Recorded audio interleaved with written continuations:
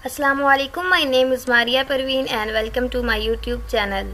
आज की इस वीडियो में हम ENG 201 के फाइनल टर्म के हवाले से MCQs को डिस्कस करने जा रहे हैं। जैसा कि मैंने एक पोस्ट भी की थी यूट्यूब पे, कम्युनिटी टैब में मैंने पोस्ट डाल दी थी कि अगर आप लोग कहें तो मैं एक मॉज फाइल की जो है MCQs वो उसकी वीडियो बना दूँ। तो काफ़ी लोगों ने मुझे कहा था कि बना दें, तो मैंने सोचा चले मैं बना देती हूँ। इससे एक तो ये फ़ायदा होगा कि जो मैं MCQs आप लोगों से शेयर करूंगी और डिटेल में जो आप लोगों को मैं इसके आंसर बताऊंगी कि कैसे इसका आंसर आ रहा है और सारा बताऊंगी, उससे एक तो ये फ़ायदा होगा कि अब आपको इसकी समझ आ जाएगी कि इस क्वेश्चन में ये कहा गया है, इसका आंसर ये कैसे आ रहा है। फिर अगर पेपर में आपको कोई भी चेंजिंग करके देता है, अगर एग्जामिनर जो है वो आपको पेपर में कुछ ना कुछ स्टेटमेंट चेंज करके दे देता है या ऑप्शन चेंज करता है या कुछ ना कुछ चेंजिंग करता है, तो आप लोगों को पता होगा कि भाई इसका ये कॉन्सेप्ट था, इसका ये आंसर होगा। तो इसलिए मैं ये वीडियो बना रही हूँ ताकि अगर स्टेटमेंट वगैरह चेंज होके आती हैं तो मोस्टली चीज़ें आप लोगों को पता होनी चाहिए, ताकि MCQs किस तरह का भी आता है तो आप लोग उसका आंसर करेक्ट लगा सको। वरना मैं अगर सिंपल भी कहूँ तो मैं यूँ कर सकती हूँ कि 1-2 मिनट की वीडियो बना दूँ, उसमें मैं आप लोगों को बता दूँ कि ये फाइल है, ये बहुत ज़्यादा इंपॉर्टेंट है, आप लोग इसको प्रिपेयर कर लो, इसमें से पेपर आ जाएगा। लेकिन इस तरह जो है कॉन्सेप्ट क्लियर नहीं होंगे और इस तरह पॉसिबिलिटी नहीं होती कि भाई इसमें से ही पेपर आएगा। लेकिन यहाँ पे जो मैं क्वेश्चन शेयर कर लूँ, मतलब डिस्कस कर रही हूँ आप लोगों के साथ, इससे आप लोगों के कॉन्सेप्ट क्लियर होंगे और अगर पेपर में किसी तरह का भी क्वेश्चन चेंज होकर भी आता है तो आप लोग उसको अटैम्प्ट कर सकोगे। तो चलिए टाइम वेस्ट किए बिना स्टार्ट करते हैं। और यहाँ पे मैं ऑलमोस्ट 60 to 70 क्वेश्चन जो हैं MCQs जो है वो डिस्कस करूँगी और बाकी इसमें 46 पेजेस हैं फाइल में। इस फाइल का लिंक भी मैं डिस्क्रिप्शन में दे दूँगी, लेकिन 60 to 70 क्वेश्चन मैं आप लोगों से डिस्कस करूँगी और उसके बाद बाकी भी अगर आप लोग करना चाहें तो मुझे बता दीजिएगा। उसका नेक्स्ट पार्ट जो है वीडियो वो भी मैं कल अपलोड कर दूँगी। तो अभी फर्स्ट पार्ट स्टार्ट करते हैं। तो फर्स्ट में 70 क्वेश्चन है। पहला क्वेश्चन हमारे पास क्या है कि which of the following is generally organised by direct approach and receives a favourable reaction. अब यहाँ पे वो कह रहे हैं कि इनमें से ये जो ऑर्गेनाइज की गई डायरेक्ट अप्रोच, इसमें फेवरेबल रिएक्शन जो है हमें रिसीव होता है कि वो कौन सी यहाँ पे मैसेज है जिसमें हमें डायरेक्ट अप्रोच मिलती है और फेवरेबल रिएक्शन मिलता है।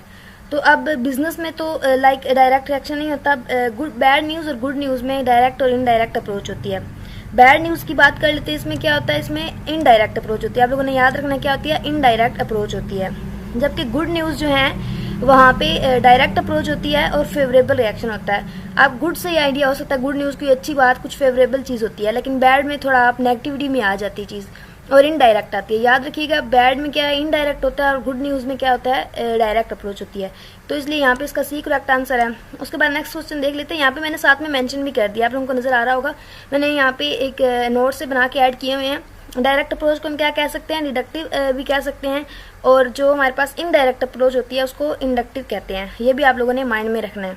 और उसके बाद नेक्स्ट क्वेश्चन देख लेते हैं। नेक्स्ट क्वेश्चन है कि which of the followings are real but unnamed reader. तो यहाँ पे हमारे पास 4 ऑप्शन दिए गए हैं।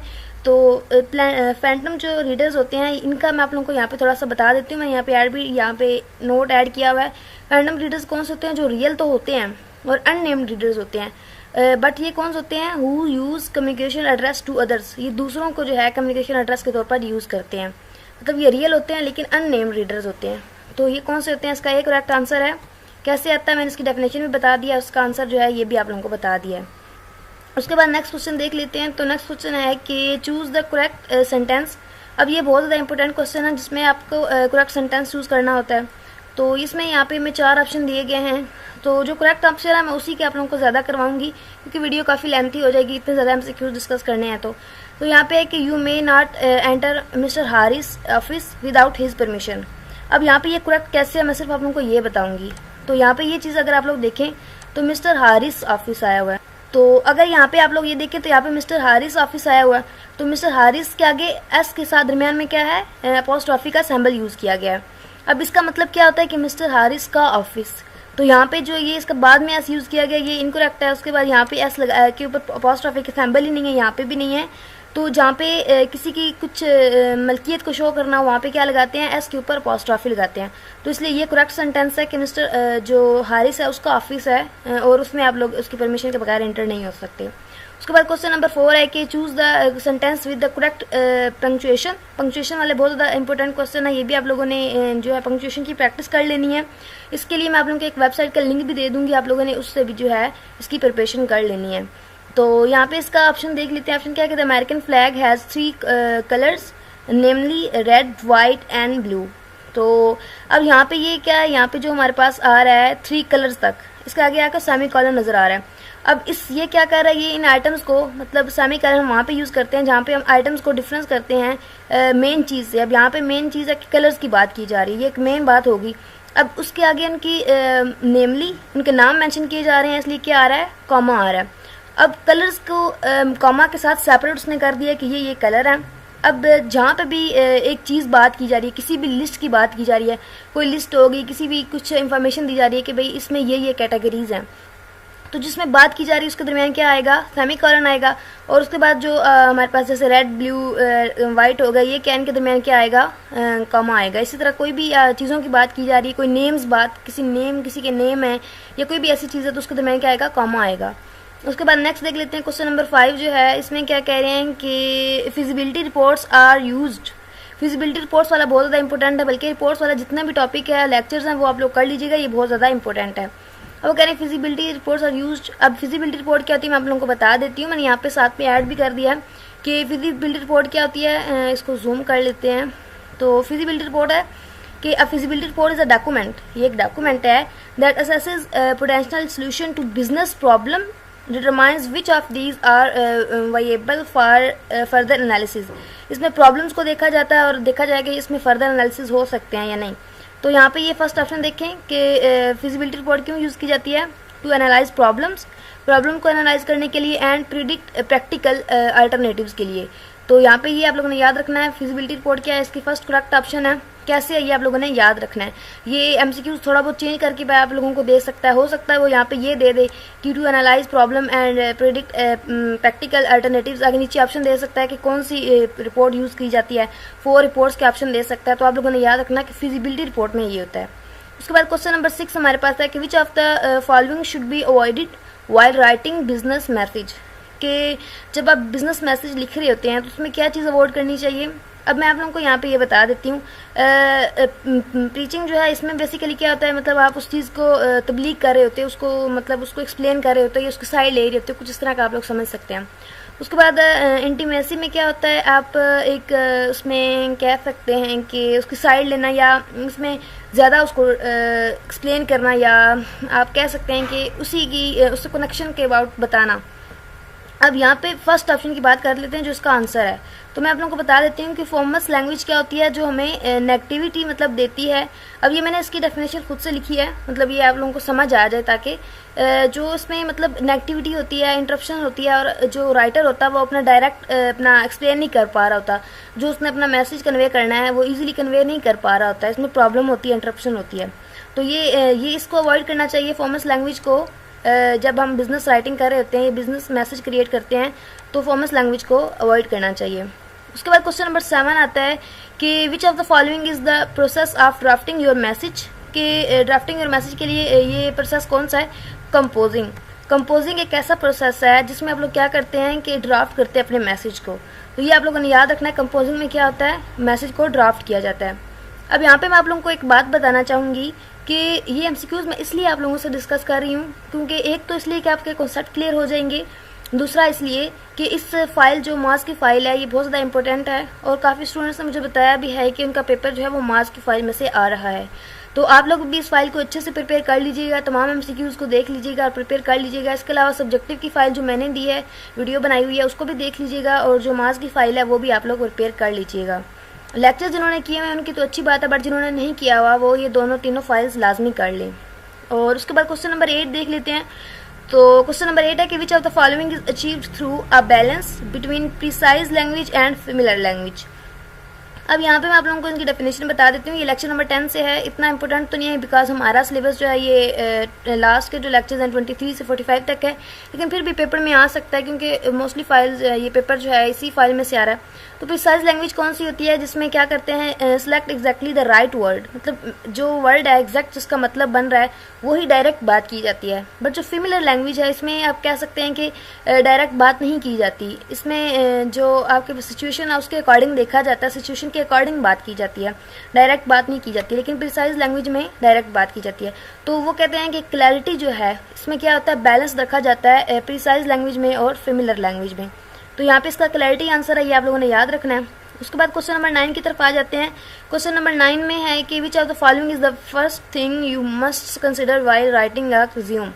तो फर्स्ट थिंग क्या है कि डिफाइनिंग योर ऑब्जेक्टिव्स। सबसे पहले हम लोग क्या करते हैं, ऑब्जेक्टिव्स को डिफाइन करते हैं, इंट्रोडक्शन देते हैं, डिफाइन करते हैं। यही मोस्टली रिपोर्ट्स की, मैसेज की राइटिंग में फर्स्ट फोकस किस चीज़ पे होता है, डिफाइन करना, किसी चीज़ का इंट्रो देना।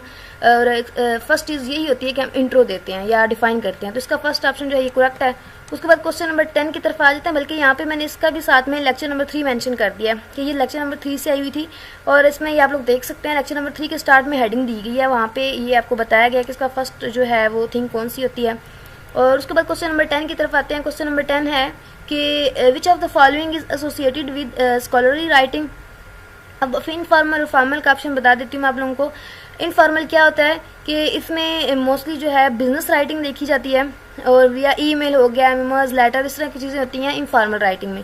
जबकि जो फॉर्मल राइटिंग होती है ये स्कॉलर टाइप होती है, और इसमें गवर्नमेंट की आप कह सकते हैं राइटिंग, या स्कॉलर की राइटिंग, या इस तरह की राइटिंग वगैरह जो होती हैं वो फॉर्मल राइटिंग होती हैं। तो यहाँ पे उसी की बात की जा रही है स्कॉलर राइटिंग की, तो ये किस में आएगी, फॉर्मल राइटिंग में आएगी। तो इन दोनों में डिफरेंस आप लोगों ने याद रखना है। वो हो सकता है इसकी जगह इसका पूछ ले कि ये क्या होती है इनफॉर्मल राइटिंग, तो इसलिए आपने दोनों का याद रखना है।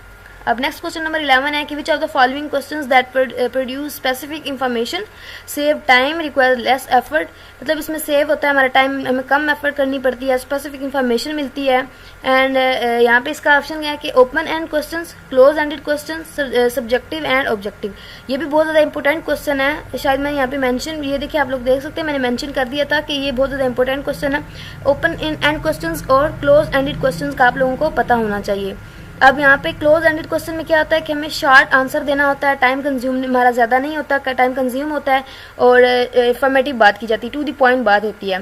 तो यहाँ पे उन्होंने यही कहा है आपको क्वेश्चन में, आप लोगों को मैंने ऊपर ये बताया कि इसमें क्या होता है कि शॉर्ट टाइम होता है और लेस एफर्ट करनी पड़ती है। तो यहाँ पे क्लोज एंडेड क्वेश्चन जो है यही इसका करेक्ट आंसर है।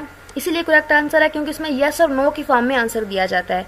जबकि जो ओपन एंडेड क्वेश्चन है इसमें इन्फॉर्मेशन मांगी जाती है, डिटेल दी जाती है, एक्सप्लेन किया जाता है चीज़ों को। ये दोनों भी आप लोग याद रखिएगा, ये पेपर में आ सकती हैं। और सब्जेक्टिव का तो आप लोगों को पता ही होगा, इसमें भी कुछ एक्सप्लेन टाइप किया जाता है, लाइक काफ़ी ज़्यादा डाटा दिया जाता है। ऑब्जेक्टिव में आप काम के लिहाज से बताया जाता है, शॉर्ट कह सकते हैं।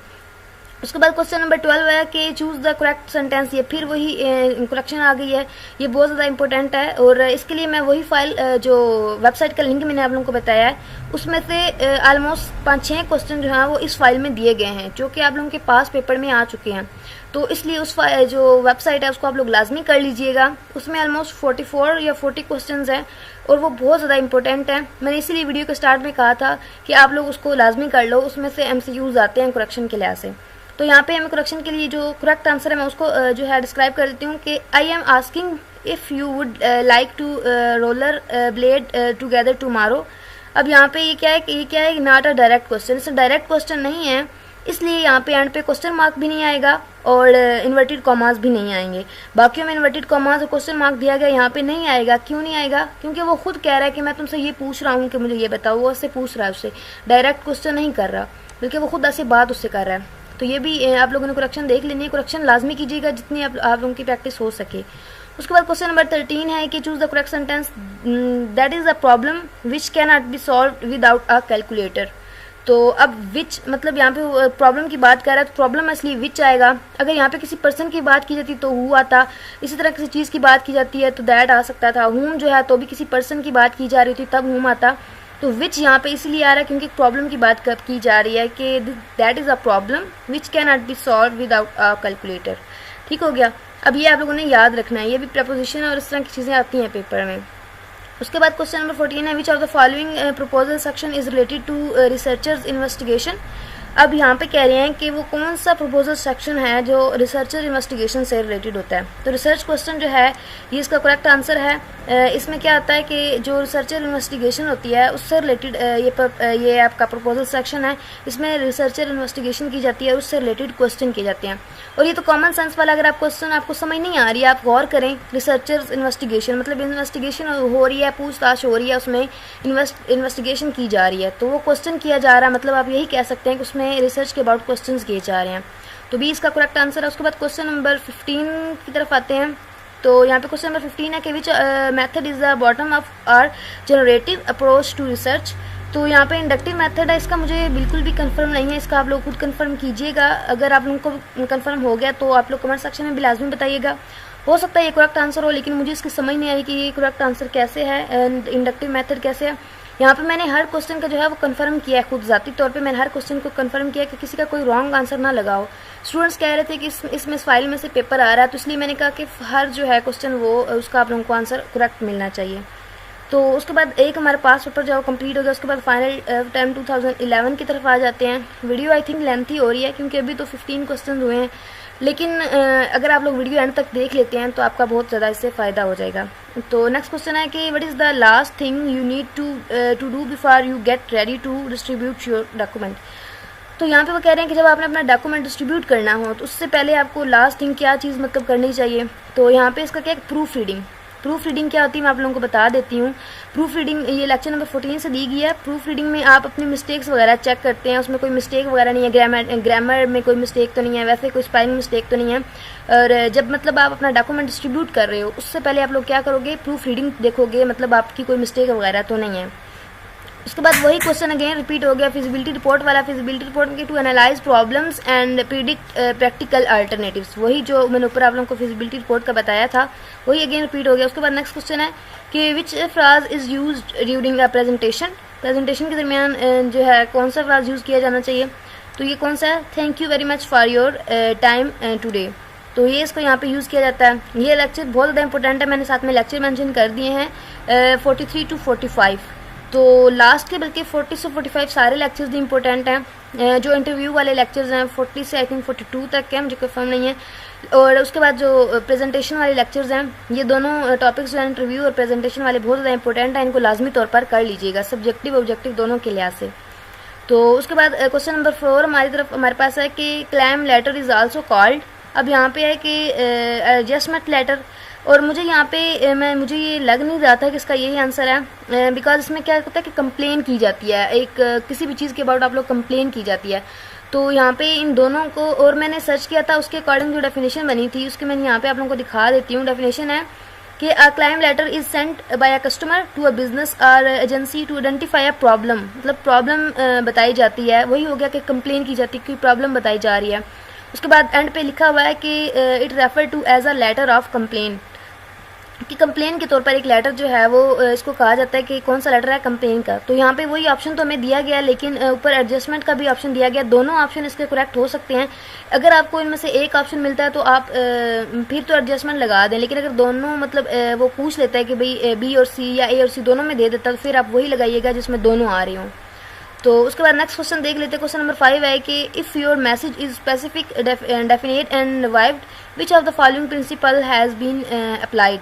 तो कह रहे हैं कि अगर आपका मैसेज जो है वो स्पेसिफिक है, डिफाइंड है, डेफिनेट है, तो इसका ऑप्शन क्या है कि कंक्रीटनेस।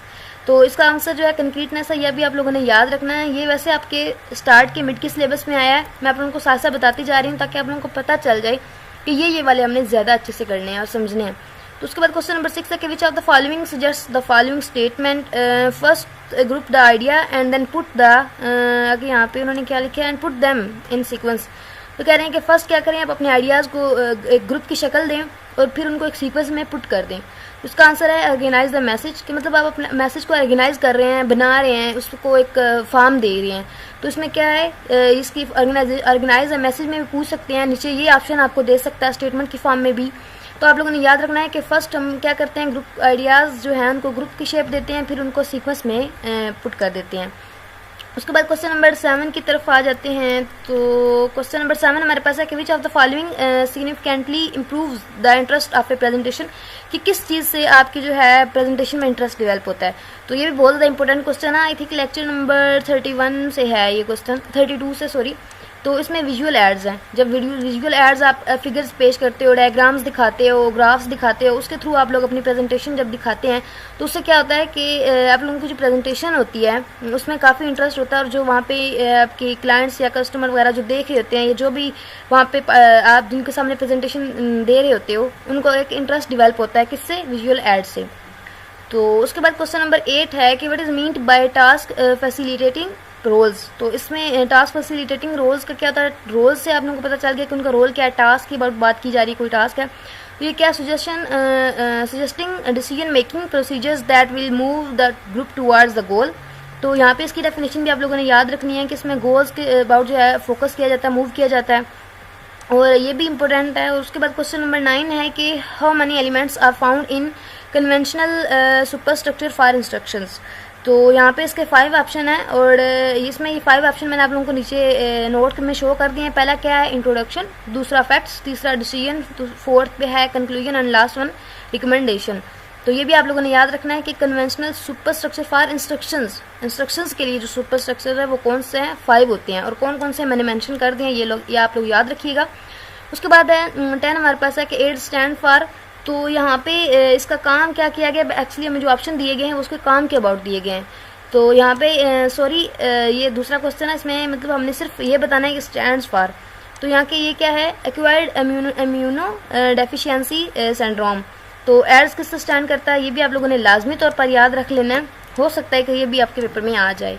उसके बाद नेक्स्ट क्वेश्चन नंबर 11 है कि चूज द करेक्ट सेंटेंस।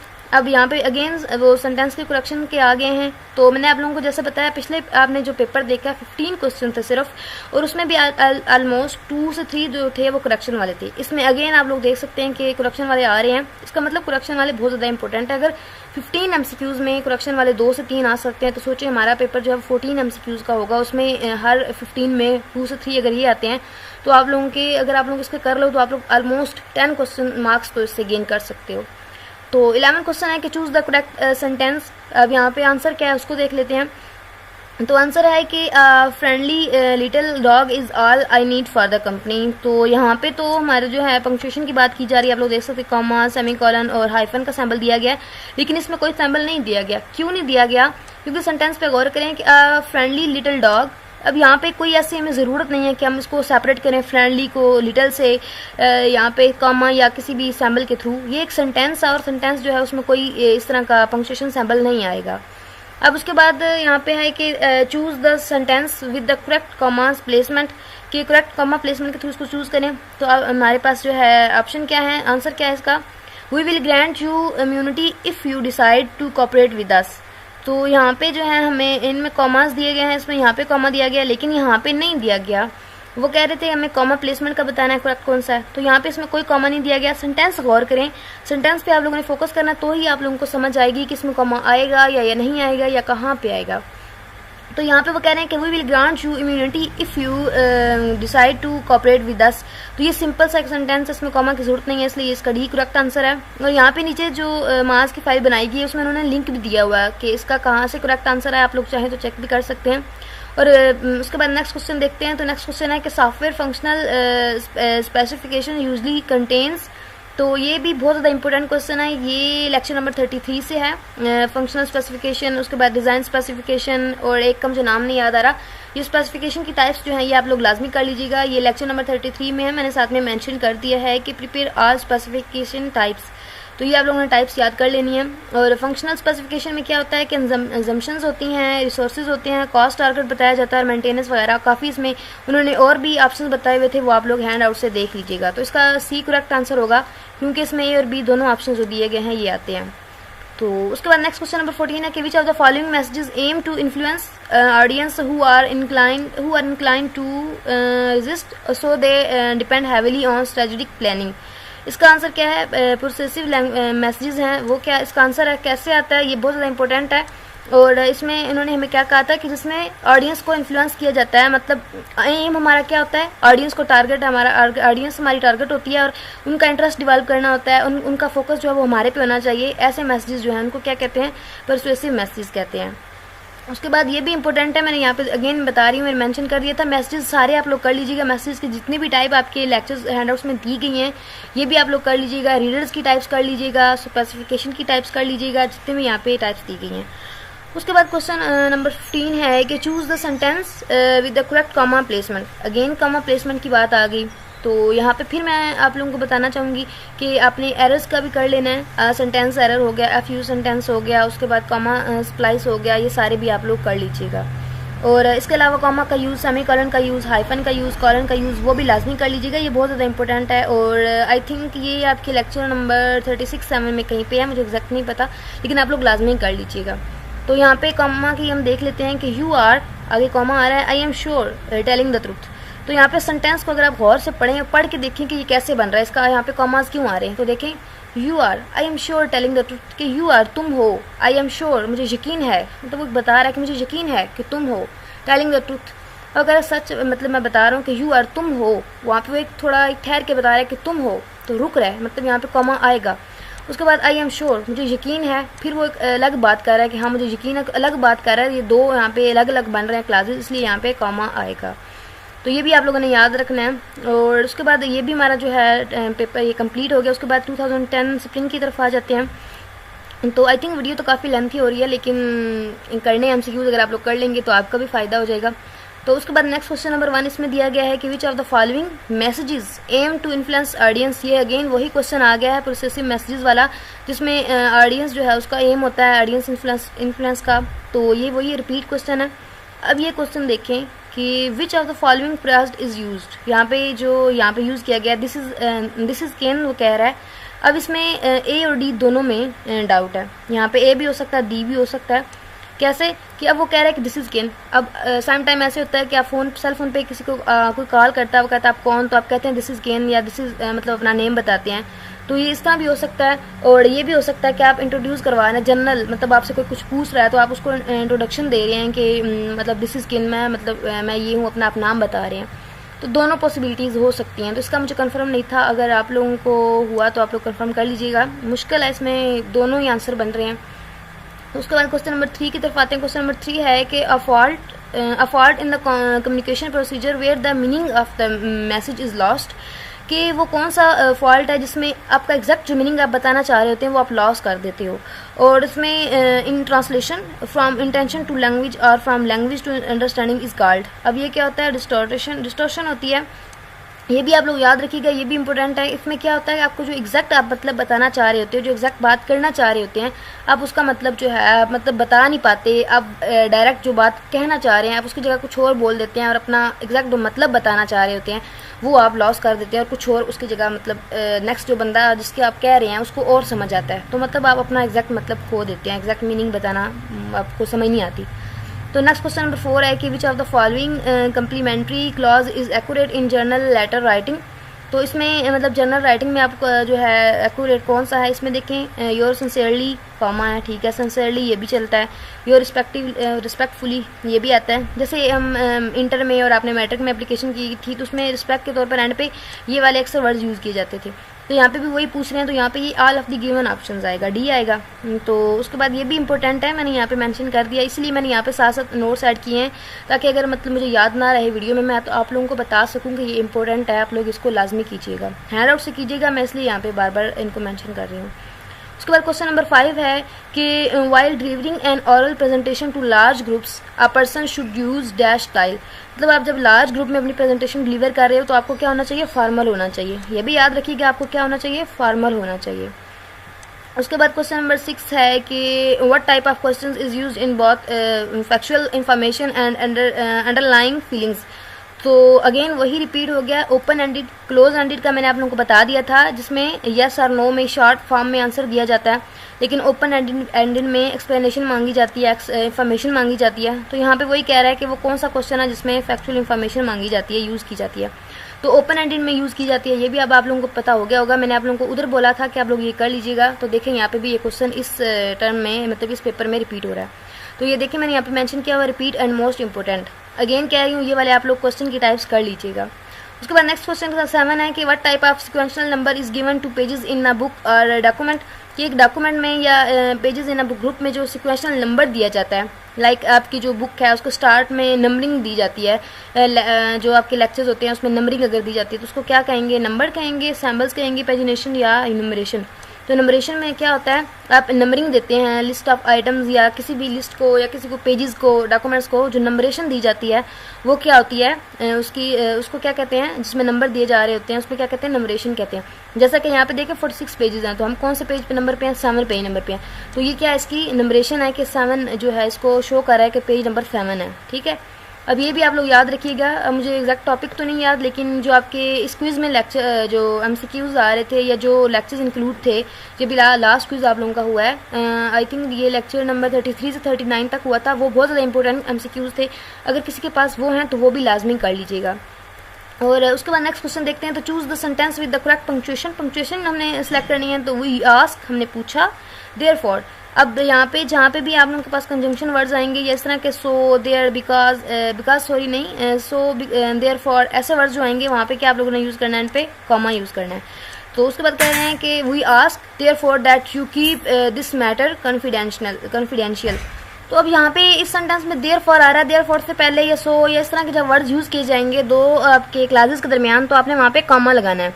एक और चीज़ यहाँ पे बताना चाहूँगी कि अगर एक दो क्लासेस हों, उनके दरमियान में अगर कंजंक्शन वर्ड आ रहा हो और कॉमा भी आ रहा हो, तो आप लोगों ने याद रखना है कि जो पहला क्लॉज है उसके बाद कॉमा आएगा, और जहाँ पे कंजंक्शन वर्ड आ रहा है लाइक बट हो गया, बिकॉज हो गया, एंड हो गया, जो उन दो क्लासेस को कंबाइन कर रहे हैं, तो इस तरह के जो वर्ड्स आएंगे उनसे पहले आपने कॉमा लिखना है। ये आप लोग याद रखिएगा। इस तरह के इस फाइल में भी आई थिंक सो क्वेश्चंस हैं, तो आप लोगों ने ये माइंड में रखना, जहाँ पे कंजंक्शन वर्ड्स आएंगे, ज्वाइनिंग वर्ड्स आएंगे, उनसे पहले आप लोगों ने कॉमा लगाना, उससे बाद नहीं लगाना। लेकिन यहाँ पे सो, देयरफॉर, इस तरह के जो वर्ड्स हैं ना, इनके बाद में कॉमा आता है। तो यहाँ पे ये करेक्ट आंसर इसका होगा सी, सॉरी, करेक्ट आंसर है।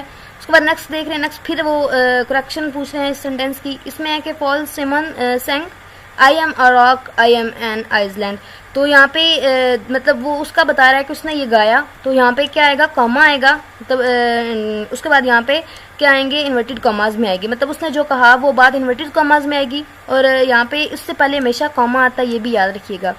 तो उसके बाद नेक्स्ट क्वेश्चन नंबर 10 आ जाते हैं। टाइम काफ़ी पहले वीडियो लेंथी हो गई है, तो मैं इसको जल्दी से कवर करवाने की कोशिश करती हूँ। तो यहाँ पे चूज़ द करेक्ट सेंटेंस है कि she will go to her grave with some secrets. अब वही अगेन चीज़ आ गई, इन्वर्टेड कॉमाज में अब वो आ रहा है कि वेंडी सेड, मतलब वेंडी ने कहा, आगे इन्वर्टेड कॉमाज में बात की जा रही है कि she will go to her grave with some secrets. तो ये इसका करेक्ट आंसर है। जिस तरह ये ऊपर मैंने आप लोगों को बताया, इनके दरमियान में ये मतलब कॉमा और इन्वर्टेड कॉमाज आएंगे, सेम इसी तरह यहाँ पे भी आएगा, लेकिन यहाँ पे इन्होंने थोड़ा सा इसको चेंज कर दिया।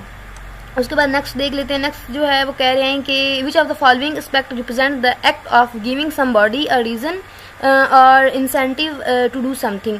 मतलब अगर कुछ करने के लिए उनको जो है रीज़न दी जाती है, अगर किसी को कुछ करने के लिए रीज़न दी जा रही है प्रेजेंट करने के लिए, तो उसको क्या कहेंगे, मोटिवेशन कहेंगे। तो इसमें मतलब मोटिवेट किया जाता है कि आप ये करें, कुछ ना कुछ उसमें रीज़न बताई जाती है, इससे ये हो सकता है, ये हो सकता है, इसकी ये वजह है, ये होता है, तो उसमें बताया जाता है और अगले बंदे को मोटिवेट किया जाता है। तो इसका जो है एक करेक्ट आंसर है। उसके बाद क्वेश्चन नंबर 12 है कि what is meant bye intended reader. Intended reader कौन से होते हैं, ये बहुत ज़्यादा इंपॉर्टेंट क्वेश्चन है, और आपके इसके रीडर्स की टाइप्स आप लोग प्रिपेयर कर लीजिएगा। इंटेंडेड रीडर कौन से होते हैं, जो टारगेट ऑडियंस होती है, मतलब जो हमारे पास सामने ऑडियंस होती है, जिसके सामने हम प्रेजेंट कर रहे हैं, कुछ ना कुछ डाटा प्रोवाइड कर रहे हैं जिनको, वो कौन सी होती है, हमारी टारगेट ऑडियंस होती है। और उनको हमने क्या करना होता है, उनको मतलब उनकी जो रिक्वायरमेंट्स हैं उसके अकॉर्डिंग हमने मतलब उनको अपने जो हमारे हैं ना, आप कह सकते हैं कि हमारा जो एम है या हमारा जो गोल है, जो हमने उनको हिट करना है और उनका फोकस अपनी तरफ करना है, उनको मोटिवेट करना है, वो हमारी बात जो है कम्प्लीटली सुने। तो आई होप कि आप लोगों को समझ आ रही होगी मैं कहना क्या चाह रही हूँ। मतलब उनको अपनी तरफ हमने अट्रैक्ट करना है, अपनी टारगेट ऑडियंस जो है जो हमारे सामने बैठी हुई है, तो उसको हम क्या कहते हैं, इंटेंडेड रीडर कहते हैं। और उसके बाद क्वेश्चन नंबर 13 है कि what is meant bye chronological. Chronology क्या होती है, क्रोनोलॉजी में क्या होता है, अक्सर जो है इवेंट्स ऑफ चेन होती है, ये आपके हैंडआउट्स में भी दी गई है। When investigating chain of events organize the study to the events that happen first. मतलब इसमें स्टडी किया जाता है फर्स्ट इवेंट कब अकर हुआ, इसमें इन्वेस्टिगेट किया जाता है चेन ऑफ इवेंट्स को। तो ये आप लोग याद रखिएगा, ये भी इंपॉर्टेंट है कि क्रोनोलॉजी में क्या होता है। उसके बाद मैं यहाँ पे इसको एंड करती हूँ क्योंकि वीडियो काफ़ी लेंथी हो रही है। तो यहाँ पे कह रहे हैं which report share one essential characteristic and is write to help decision makers choose between more action. तो यहाँ पे इसका करेक्ट आंसर क्या है, फिजिबिलिटी रिपोर्ट। ये भी बहुत इंपॉर्टेंट है, मैंने आप लोगों को फिजिबिलिटी रिपोर्ट और ये सारी रिपोर्ट टाइप्स करने के लिए पहले भी कहा था, आप लोग इसको लाजमी कर लीजिएगा। उसके बाद क्वेश्चन नंबर 15 है कि choose the correct sentence. We are willing to work together whomever you recommend. कि जिसके अबाउट आपने रिकमेंड किया था we are willing to work, मतलब हम सॉरी यहाँ पे कह रहा है कि हम जो है आपने जिसके अबाउट रिकमेंड किया था हम उसके साथ काम करने के लिए रेडी हैं, मतलब किसी पर्सन या किसी की भी ऐसी पर्सन की या किसी फीमेल मेल की बात की जा रही है। तो ये भी आप लोग यहाँ पे इस वर्ड को याद रखिएगा कि जहाँ पे इस तरह की बात की जा रही हो वहाँ पे वूम एवर यूज़ करना है।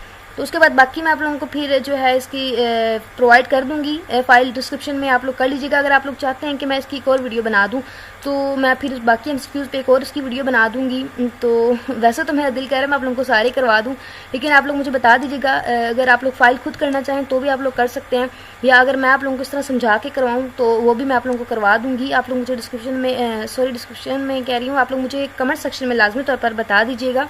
मैं आप लोगों को नेक्स्ट इसका पार्ट जो है वीडियो का वो कल इंशाल्लाह प्रोवाइड कर दूंगी। बट अगर आप लोग मुझे कहेंगे, स्टूडेंट्स कहेंगे तो ही मैं इस पर बनाऊंगी, वरना मैं फाइल का लिंक डिस्क्रिप्शन में दे देती हूँ। आप लोग इसको लाजमी तौर पर कर लीजिएगा, बट इसको लाजमी प्रिपेयर कीजिएगा, इसको बिल्कुल भी स्किप ना कीजिएगा। इससे इंशाल्लाह आपके जो है काफ़ी तक प्रिपरेशन हो जाएगी और आपका जो कॉन्सेप्ट्स वगैरह हैं वो भी क्लियर हो जाएंगे। मज़ीद वीडियो अच्छी लगी तो प्लीज़ लाइक कीजिएगा और चैनल को सपोर्ट करते रहें जैसे आप लोग कर लेते हैं, और इंशाल्लाह आपको मेरी वीडियोज़ आगे भी अच्छी लगती रहेंगी। मैं इंशाल्लाह ऐसे ही एफर्ट करती रहूँगी, बस आप लोग मुझे सपोर्ट करते रहिएगा। मज़ीद वीडियो को लाइक कीजिएगा, फ्रेंड्स से शेयर कीजिएगा, और चैनल पर न्यू है तो चैनल को सब्सक्राइब कीजिएगा। Thank you so much for watching my video. अल्लाह हाफिज़।